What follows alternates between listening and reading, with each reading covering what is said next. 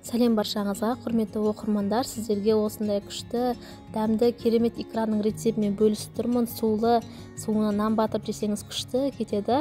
Сохранить етіп алыңыздар, лайк басып, парақшама тіркеліп кетуді ұмытпаңыздар.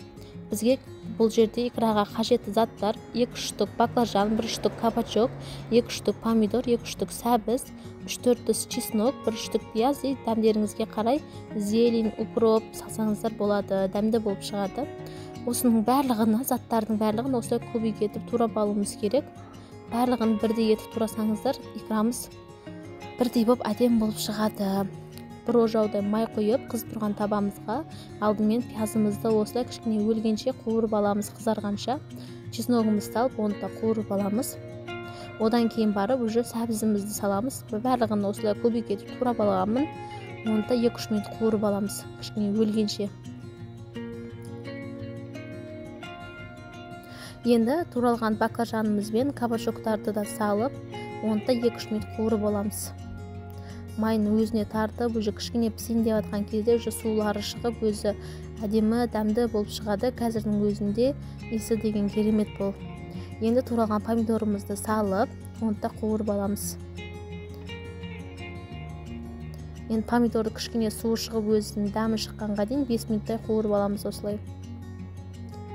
Дәмдеріңізге қарай тұз саласыздар, қызыл бұрыш, қара бұрыш салсаңыздар да болады. Ащы бұрыш салсаңыздар өшін күшті кететін еді. Ащы икра болады. Егер ащы икра жегілеріңіз келсе, осылай суы шығып, өзі әдемі болып қуырылады. Крышкасын жауып, 5 минутқа тағын астын жай етіп қуырып аламыз. Жарты кесе су құйып жібереміз. Шай ішетін кеседе жарты кесе су құйсақ жеткілікті. Қуырдық. Міне пәште біздің икрамыз дайын болып қалды. Енді үстіне туралған зеленімізді саламыз.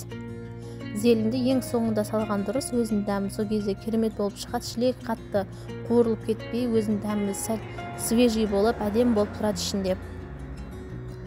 Тағы 2-3 минут қуырып аламыз, астын жай етіп крышкасын жауып. Міне біздің икрамыз уже дайын. Иісі деген күшті, керемет болып шығады. Жасап көрулеріңізді кеңес беремін. Парақшама тіркеліп кетуді ұмытпаңыздар. Парақшамда тағы да көптеген рецептілер бар. Көрсеңіздер болады. Аз болсын, міндет